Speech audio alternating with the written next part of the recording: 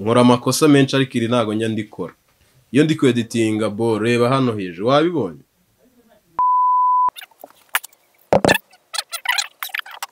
Yes, nongeye kuba ikaze mwe mukunda kandi mukurikira igihe top 5. Nkuko bisanzwe ingarutse kukwereka amakosa akorwa n'aba director bacu n'aba producer bacu muri cinema. Amakosa bakunda gukora kandi bahora basubiramo. Igihe kimwe bizahinduka natwe tubone filime zica kuri Netflix, Prime Video, yes, numva ari Prime. Naho hacaho filime ziri international nziza, nanone naho haca filime zirenze za Netflix. Ari filime zibaho utabona kuri Netflix, kuri ni Prime. Let me see. Bayita kandebe.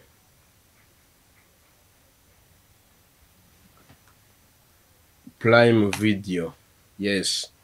Hano hacaho filime zirenze n'iza Netflix. So dukeneye ko natwe rero tuzatubona filime zacu zirimo ziracaho ahantu nkaha, zirimo ziracaho kuma Netflix. Apana kuzadukora amafilime ugasanga abonema yarashize wala. Apana kuzadukora filime ugasanga turazirebera. Yes, uyu munsi nagiye kuri channel imwe, hariho agafilime gakunzwe cyane nawe ushobora kuba ukareba, bakita Umuruho wanjye. Kari kuri channel yitwa ngo Kimenyi Tito.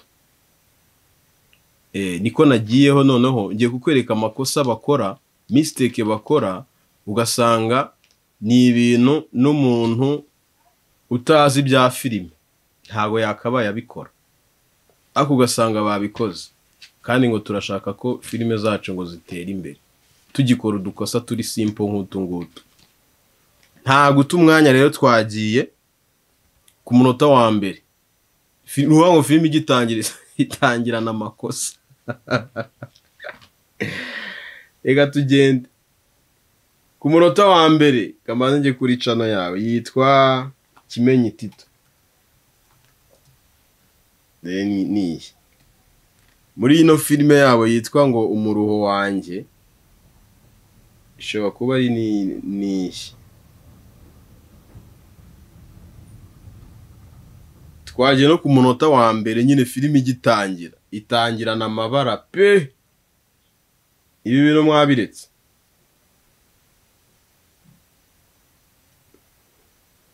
Etse urebe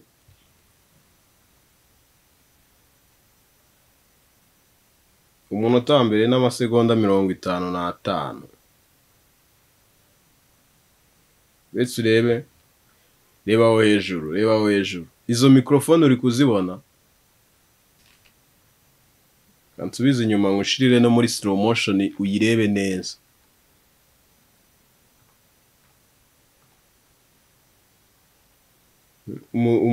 Director muzima ko microphone ikaza muri frame, icyo kintu kakihorera kare kuri iyo projet igasohoka. Dushaka gutera imbere bigahitware muri slow motion, nawe uyirebe ngufatire na pause. Etse urebe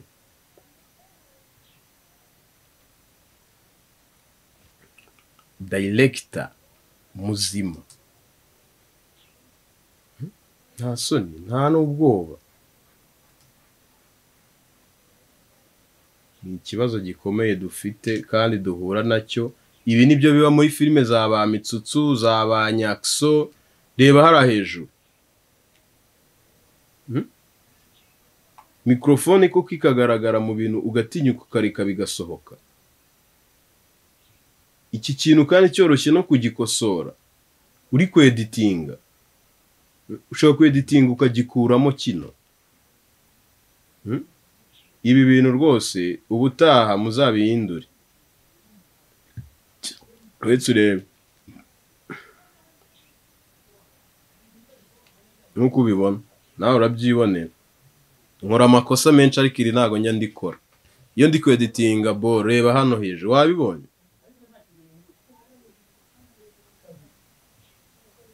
Ngira ngo urayibonye neza noneho.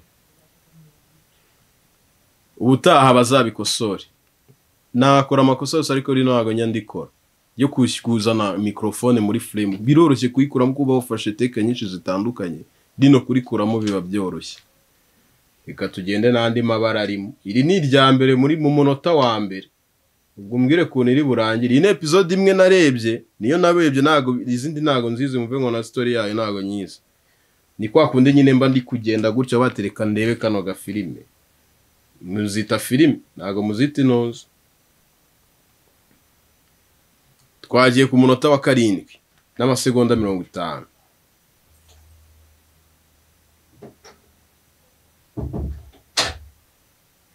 Kuri uwo munota wa 7 n'amasegonda 50 noneho hahuriyeho amakosa abiri icyarimwe. Uri kumva? Twagiye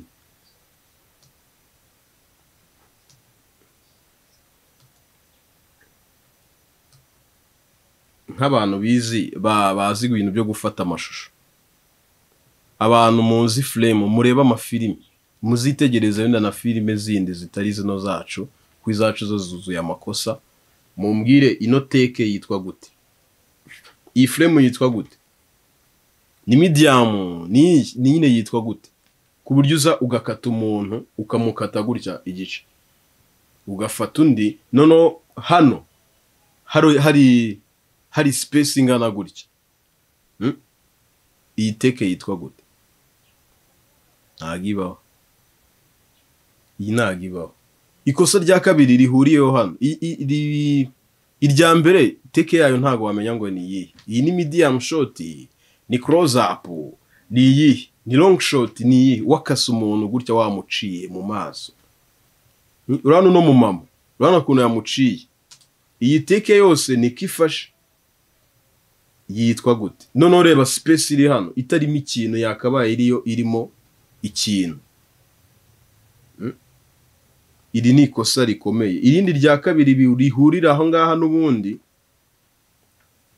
ndajya nkwereke. Nkiyo ufashe noze teke nkizi, mikrofone igaragara. Ubwa mbere twabonye mikrofone yandi yagakone nyine imeze gutya, tuyibona hejuru.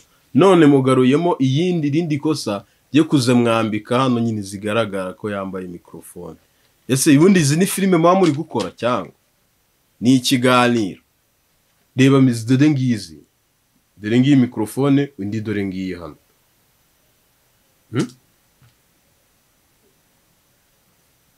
Ngira ngo uri kuyibona. Reka ahindure teke urebe. Ni ikosa rikomeye kuzana mikrofone muri filime yawe. Wayibonye mu gatuza do? Reba hano, dore ngiyi. Indi nayo no mu mama ayambaye hano.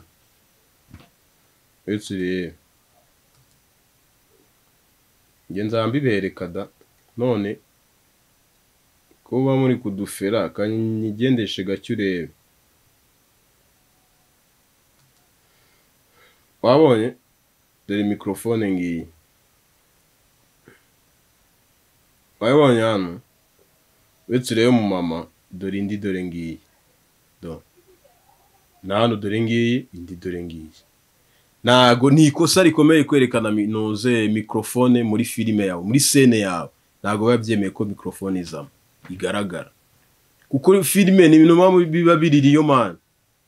Ni ibintu biririyo babashyize muri filime. So iyo uri kugenda rero nyine uvuga ibintu biri reyere, nta mikrofone ibihari. Niyo mpamvu muri filime utagomba kwerekana mikrofone kugira ngo filime yawe ikomeze ibe riyo. Umuntu yireba nyine abone ko ari ibintu byanyabyo, anabifiringe. Niba ari ikintu kibabaje nawe ababare.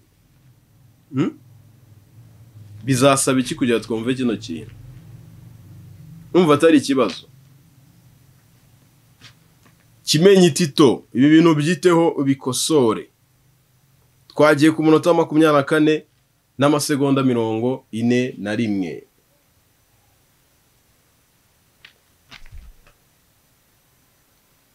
Tubona tuyigire no mu style ku munota 24 na 41.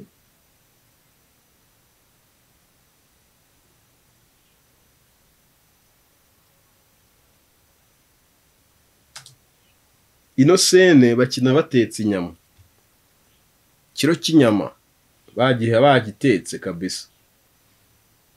Ariko izo nyama ni iz'umunwa. Ni gute bateka inyama?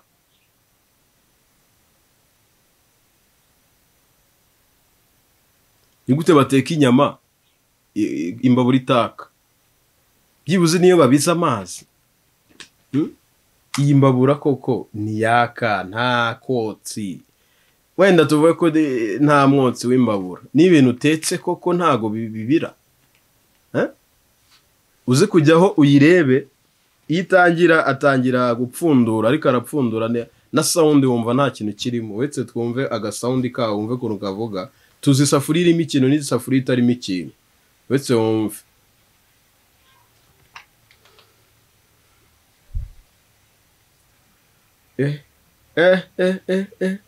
Hano harimo ikiro cy'inyama atetse.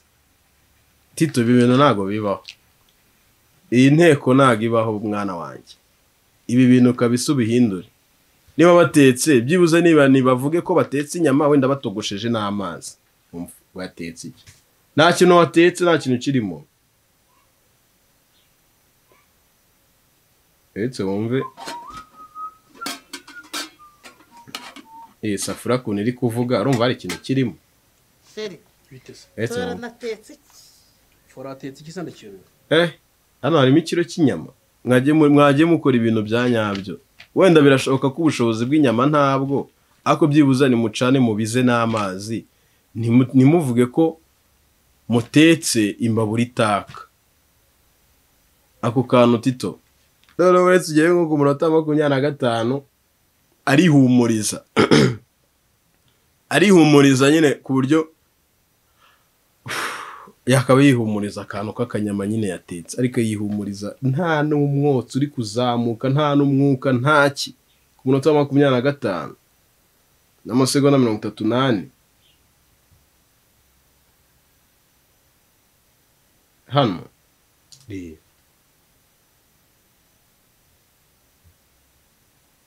nganyumvira nta gaki kari guhumura, nta kintu kirimo. Nawe uri kuvuga ngo kantu gahumura, biragaragara ko nta kintu kirimo. Aka kantu muzagakosore. Wetse wumve kuntu kari guhumura do. Ni iki kiri kwihumuriza koko? Ibi bintu ngiye binera agahinda. Kati